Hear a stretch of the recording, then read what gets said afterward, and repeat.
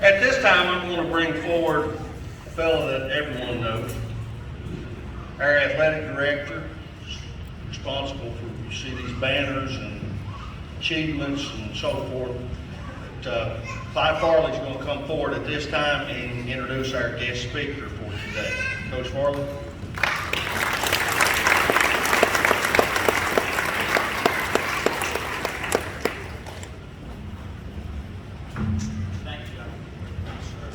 It's my honor and my privilege to introduce our guest speaker. I taught her in school here several years ago.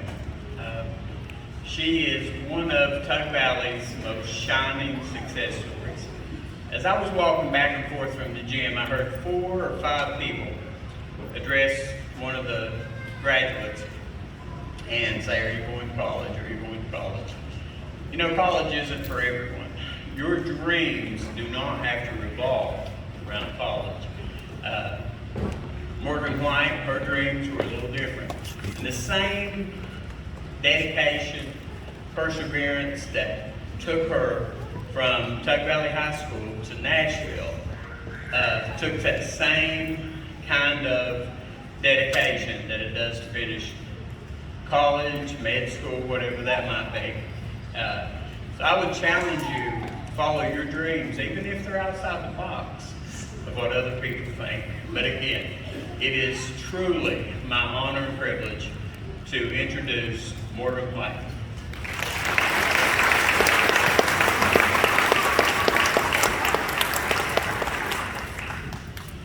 I first want to thank the staff and the faculty here at Tug Valley for asking me to speak. It's such a huge honor to speak to you today. I have no clue what I did to get this honor because I most certainly was never a valedictorian, state champ, or an All-American athlete. I probably actually hold the record for the most time spent on a bench in a basketball game. So what is success? Is it wealth, a promotion, being at the top level in your profession, having the most followers or likes? For my career, it's a little different to measure success because there will always be something else to accomplish. When I look at it, I'm already successful, not because of my career, but because of my faith, family, and friends. Without those 3, I wouldn't have any success. When I wrote this speech, I noticed the word fear kept popping up, a simple 4-letter word that has so much power it can change and alter the paths in life you take. But with fear, you must also have faith. Something that I was taught that I only needed to have as little as a mustard seed and it could move mountains. I'm no eloquent speaker, but I hope that something I say to you and in hearing my story will spark something in one of you and you can look back and remember that on this day, the dreams you have are possible and you can make them happen. I remember that day for me. I sat in the office my last day here at Tug Valley High School. I watched the clock tick down, and Mr. Yost could see that I was thinking hard about something. He asked me the question that I had been dreading to answer. All of my friends had the right answer, but I knew mine was different, and I was afraid. "What do you want to do when you leave here?" he said. I hung my head in shame, and I gave the answer, and it flew out of my mouth before I could even catch myself. I want to be a singer. I want to be on the radio. And I want to have millions of people hear me sing. I paused and hung my head waiting for the huge lecture that I was about to get and how that wasn't a real job. All of my friends were going to college and I was ashamed and afraid that no one would accept it, what I wanted so badly in my heart to do. But to my surprise, Mr. Yost looked at me and he said, "I know you're going to accomplish everything you just told me and even more. I believe you can do this." After graduation, life started, and I fell into the small town routine. I got a job, I married my high school sweetheart, and we built our home. Life was great. But still I had this dream that kept me up at night. How would I accomplish it? And how would a small town girl from Naugatuck, West Virginia, even begin to make this dream a reality? I saved up some money, and I went to the Mac Art Center at Prestonsburg, and I recorded 2 karaoke songs. I brought them home and decided to put them on MySpace. Yes, I am that old. With one click, I was out there, and here comes that word, fear. What would people say? What would they think? I never did talent competitions, so no one except my family and a few church members even knew that I could sing. It wasn't long before a promoter heard my cover songs and messaged me. He even brought a producer to meet with me. And by the end of the conversation, we had made plans to go to Nashville to record a few songs. Now, our first night in the Opry, we did what every tourist does. You go to the Opry. I sat and I watched in amazement, and I took everything in, and I made a promise to myself that I would stand in that circle one day. The next morning, I prepared myself for the studio. The producer told me to go in there and act like I was somebody. They also suggested that I change my name and go by my middle name, Morgan, a name that I only get called when I'm in severe trouble by my mother. No one wants a Britney Spears in country music, they said.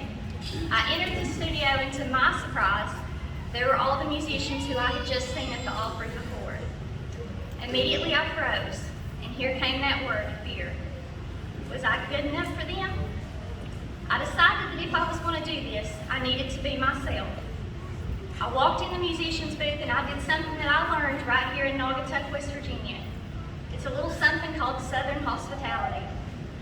I shook each one of their hands and I introduced myself to them and thanked them for taking the time out to play with me. And the look on their face was total shock. But this one move paid off because I wasn't just another artist that they played for that day.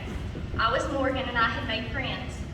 I come home and I burned as many copies of that single that I could. And I went online and I printed off every single radio station address that I could get my hands on, and I shoved those CDs in a headshot in an envelope, and then I prayed. A couple weeks went by and I never heard anything. I was so disappointed. I just knew that I was meant to do this, so why wasn't it happening? So I did what anyone does. I Googled myself. As I searched through the results, there it was. My first single, Morgan White, I'm Gone, number 47 on Hot Country Radio.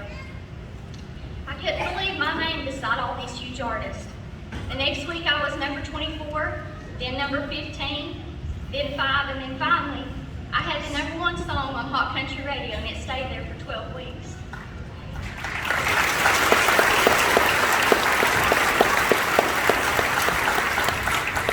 I released 3 more songs off that album, and all of them ended up going to number 1. A year had passed and nothing.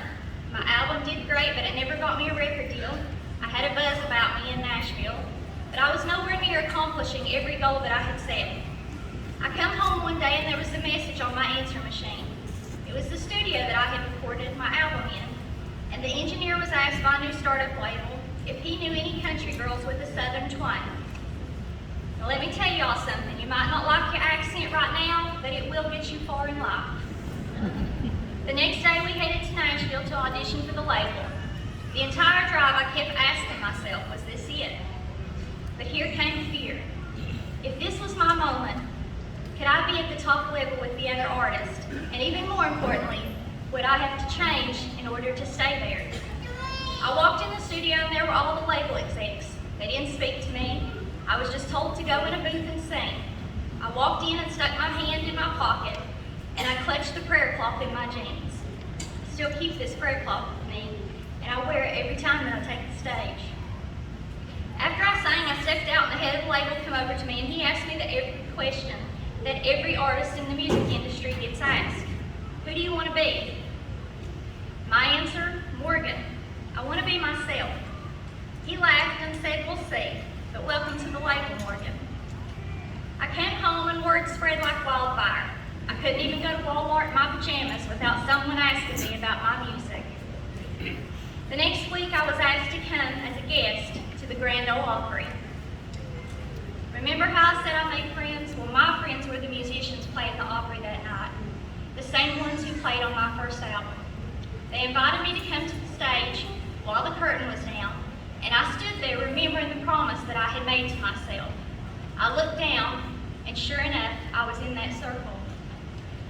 I guess the next time I need to be a little bit more specific in my promises and say that I'm going to sing on the Grand Ole Opry. The next 2.5 years were some of the most exciting and scary times in my life. I started writing songs for not just me, but for other artists on the label. clear that the Morgan they had signed was not the one they wanted.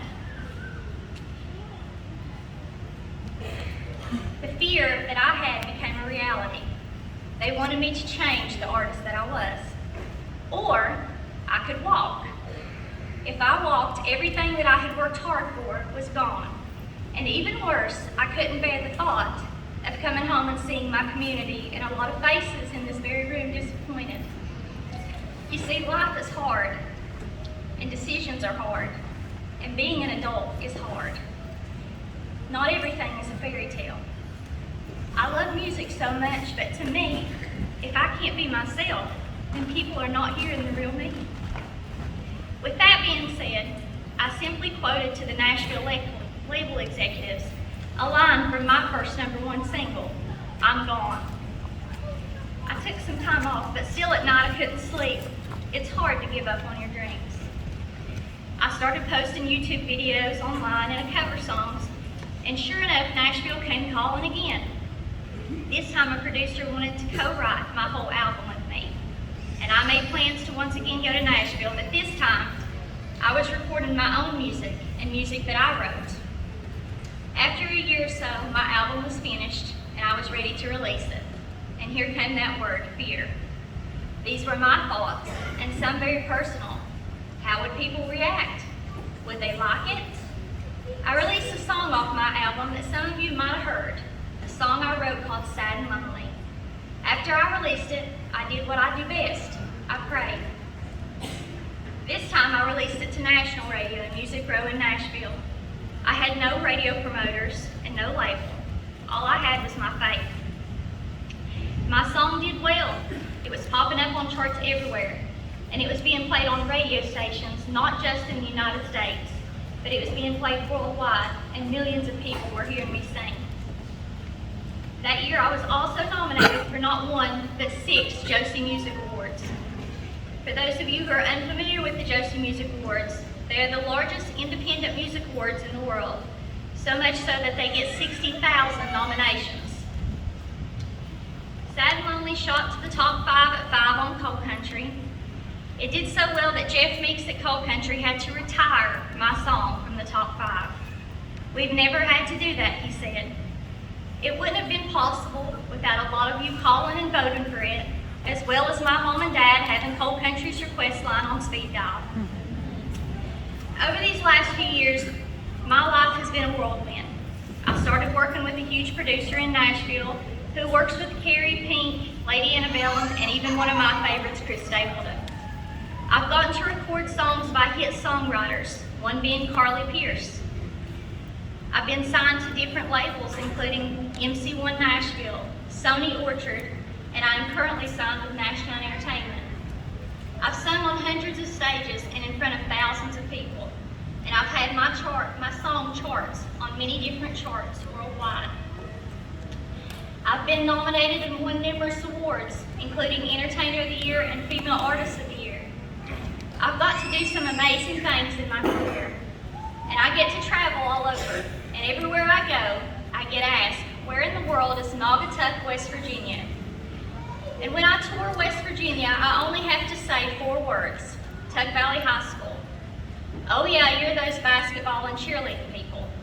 To which my response is, aw, TV. So what is success? Well, the older I get, I realize it's not how many awards I win. It's not how many songs I have chart.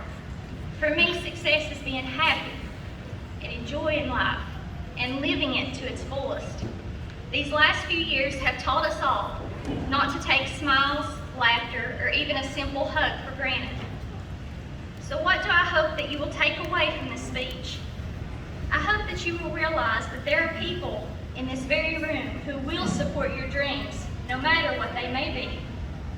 I hope you realize that it is okay to be a dreamer. It's okay to not fit in that box. It's okay to be different. Realize that the only 2 things in life that you need to please are the Lord and yourself. Pleasing everyone is the only thing that's impossible. Last but not least, let go of fear. Don't let it hold you back. Reach for the stars because we all shine bright in our own special way. Thank you so much, and congratulations to the class of 2020.